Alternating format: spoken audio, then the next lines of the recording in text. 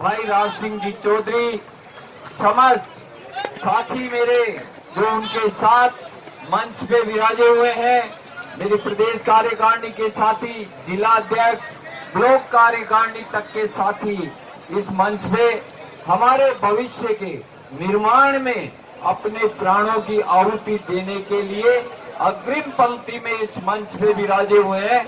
मैं आपको बहुत बहुत हृदय की गहराइयों से आभार प्रकट करता हूं, धन्यवाद ज्ञापित करता हूं और आशा नहीं पूर्ण विश्वास के साथ लबरेज होके ये उम्मीद करता हूं कि राजस्थान की सरकार शीघ्र से शीघ्र आदेश इस पांडाल में भेजने का श्रम करेगी। साथियों, आपने आज जो राज सिंह जी का भाषण सुना, हालांकि इन्होंने कल मीटिंग में से आने के बाद सबको हमें बताया था, लेकिन बहुत से साथी उस समय तक चले गए थे और आज इनकी जो बात आपके सामने रखी गई, ये जिगर, ये हिम्मत कि बहुत कम साथियों व्यक्ति में मिलती है कि अपनी वार्ता में ये कह दे कि साहब मर जाऊंगा लेकिन बाबू खाली हाथ किसी भी सूरत में नहीं जाएगा। ये ही वचन अगर आपकी अंतरात्मा को झकझोरता है तो आप कोशिश कीजिए कि आने वाले 2 से 3 दिन ज्यादा से ज्यादा तादाद में हम लोग यहाँ इकट्ठे हों।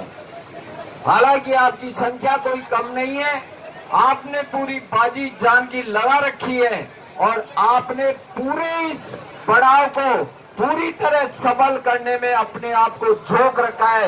उसके लिए प्रत्येक साथी को हृदय से मैं प्रणाम करता हूं और उसका आभार व्यक्त करता हूं। साथियों, मैं बार बार अपने वक्तव्य में एक बात कहता हूं कि ये हमारे जीवन की, ये मान के चलना, आखिरी और बहुत महत्वपूर्ण लड़ाई है।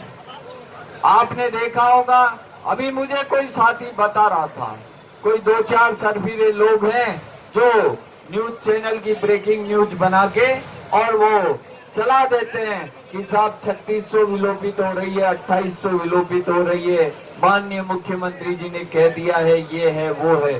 तो इस तरह की हमें किसी भी अफवाहबाजी में पड़ने की आवश्यकता नहीं है। हम किस लिए यहाँ बैठे हुए हैं ये आप एक स्वर में बताएंगे। किस लिए बैठे हैं यहाँ पे? क्या लेने के लिए बैठे हो यहाँ पे? क्या आश्वासन लेने के लिए बैठे हो? कोई फोटो खिंचाने बैठे हो क्या? किस लिए बैठे हो? आदेश लेने के लिए बैठे हैं। क्यों बैठे हैं? आदेश लेने के लिए बैठे हैं। साथियों, जो व्यक्ति वार्ता की टेबल पे ये कह के आ जाए कि साहब मैं मर जाऊंगा लेकिन बिना आदेश के मेरा बाबू किसी भी सूरत में जाने को तैयार नहीं है, तो ये मान लो उसके इरादे कितने दृढ़ और हिमालय की तरह मजबूत है।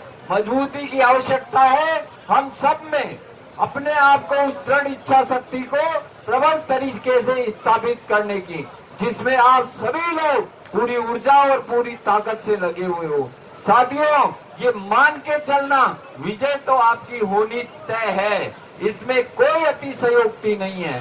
कोई भी साथी ये अगर गलतफहमी पालता हो कि साहब इस महापड़ाव का परिणाम क्या होगा, तो इसका परिणाम मैं आपको आज ही बता देता हूं। इसका परिणाम आपके होठों पे खुशी होगी, इसका परिणाम आपका जश्न का माहौल होगा, इसका परिणाम आपके हाथों में आदेश होगा, इसका परिणाम आप सीना तान के कार्यालयों में जाओगे, इसका परिणाम आप अपने उन साथी से जब मिलोगे जिनके बारे में अभी बहुत से मेरे पूर्व वक्ताओं ने कहा कि वो आपके साथ नहीं आए, जब आप शान से जाओगे और वो गर्दन झुका के, नजरें झुका के आपका वेलकम करेंगे, ये इसका परिणाम होगा। साथियों, हमें हर सूरत में अब आने वाले 3 से 5 दिन तक यहाँ डटा रहना है। अगर जिस संकल्प को लेके आप बैठे हुए हो कि हमें आदेश ही चाहिए, अगर उस संकल्प की पूर्ति लेनी है तो समय की बाध्यता में मत बनो।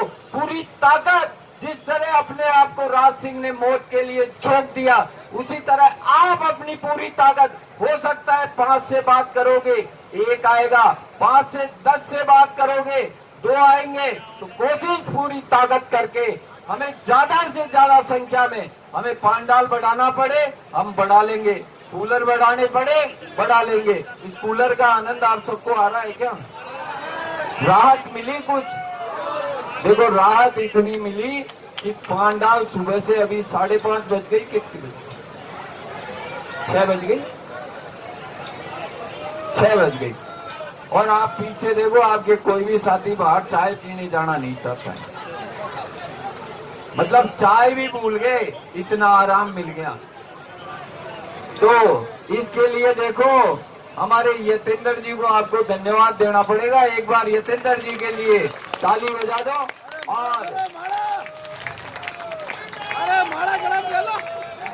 साथियों, हमें जिस लक्ष्य और संकल्प के साथ हम बैठे हैं उसकी पूर्ति के लिए हमें अब ज्यादा सजग होना पड़ेगा। ये जो अब आमरण अनशन है, ये अनशन आदेश आने तक जारी रहेगा और या मौत तक जारी रहेगा, दोनों में से एक काम होगा। साथियों तैयार हो आप सभी लोग? केवल वो ही आदमी हाथ उठाना, वो ही साथी हाथ उठाना जिसके मन में ये संकल्प है कि इन दोनों परिस्थितियों के बाद ही हम यहाँ से जाएंगे। अगर आदेश आ जाते हैं तो जाएंगे, नहीं तो हम में से कोई चला जाता है तो जाएंगे, अन्यथा हम इस पांडाल को किसी भी सूरत में छोड़ के नहीं जाएंगे। पक्का है? पक्का, बिल्कुल पक्का। ऐसा है, आपने देखा होगा, मैंने शायद कल बताया भी था, मुझे पता नहीं है बताया नहीं बताया, लेकिन हाँ बताया था कल कि प्रकृति ने कम से कम 3 बार आपके पांडाल को धराशायी करने का प्रयास किया। एक बार तो पूरी तरह धराशायी कर दिया, फिर ये पांडाल उठ खड़ा हुआ।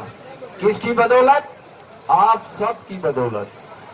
और फिर एक बार रात को सुबह 3 बजे इतना भयंकर तूफान आया कि मेरे जितने साथी सो रहे थे सब इन पिल्लरों को पकड़ के खड़े हो गए। तो साइड वाले तो डैमेज हो गए और बीच वाले जो है वो एजिटीज खड़े रह गए, जिससे आप सभी लोग दूसरे दिन सुबह आके बैठ सके। साथियों सोचिए, विचार कीजिए कि प्रकृति आपके साथ इतना बड़ा परीक्षण करने के बाद भी आप अपने दृढ़ शक्ति से यहाँ डटे हुए हो, तो राज्य सरकार प्रकृति के सामने तो बहुत छोटी है। प्रकृति तो वो है जो सब कुछ 1 मिनट में तहस नहस कर देती है। उस प्रकृति को आपने झेल लिया, तो राज्य सरकार को ये मान के चलना, जिनके लिए कहा जाता है कि साहब वो बहुत संवेदनशील है, तो आज नहीं तो कल नहीं। अच्छा एक बात बताओ, अब मैं देखो ज्यादा मोटिवेशनल भाषण दूं, ये जो कल मीटिंग हुई जिसके बारे में आज राज सिंह जी बात कर रहे हैं, उसके बाद कितने आदमियों को ये लगता है कि अब सही दिशा में आगे बढ़ गए हैं? कितना वो लगता है? ये ताश खेलने वालों को तो कभी लगेगा ही नहीं, इनको तो ये एक भाई साहब तो हाथ के साथ पैर भी खड़ा कर रहे हैं, बहुत बढ़िया, बहुत सुंदर। साथियों अगर हम सही दिशा में आगे बढ़ रहे हैं, इसका मतलब ये है कि हम परिणाम की दिशा में आगे बढ़ रहे हैं। देखो समझौता करना होता तो आपकी 17 तारीख से पहले हो चुका होता, हमें अगर कोई आश्वासन लेना होता तो 17 तारीख से पहले हो चुका होता। हम ऐसा नहीं कह रहे हैं, हम हर चीज तथ्यों के आधार पे, कुछ चीजें आपका भी कंसेप्ट क्लियर होना जरूरी है, हर चीज तथ्यों के आधार पे बात है। आप ये बताओ, योग्यता ग्रेजुएशन और 25,500 इन 2 चीज का हमारा लिखित समझौता है राज्य सरकार से, पता है क्या? कितनों को पता है ये बताओ? ये देखो आधों को भी पता नहीं है। 14 सितंबर की रैली को स्थगित करने के बाद वो लिखित समझौता है, उसमें ये दोनों बिंदु मौजूद है। तो अब हम किससे समझौता करें और क्या समझौता करें? भाई जो समझौता हम ऑलरेडी कर चुके हैं उसके आदेश लेने के लिए यहाँ बैठे हैं। किस लिए बैठे हैं? 25,500 और योग्यता ग्रेजुएशन।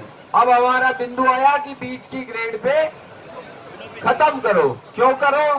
क्योंकि हमारे समान भर्ती, समान योग्यता, समान हमारी वैकेंसी, एक ही हमारी वैकेंसी, एक ही एजेंसी जिसने एग्जाम लिया, एक साथ मेरिट आई, मेरिट के आधार पे चयन हुआ, चयन में मेरी मेरिट 1 नंबर पे थी। मैं बाड़मेर का रहने वाला हूँ, मैं बाड़मेर चला गया, मेरे पीछे जो 2nd नंबर पे था वो शासन सचिवालय में घुस गया, वो महाराजा बन गया, मुझे फकीर बना गया। तो अब ये जो हमारी स्थिति है इसको समाप्त करना। चलो राज्य सरकार को हमने एक दूसरा ऑप्शन दे दिया।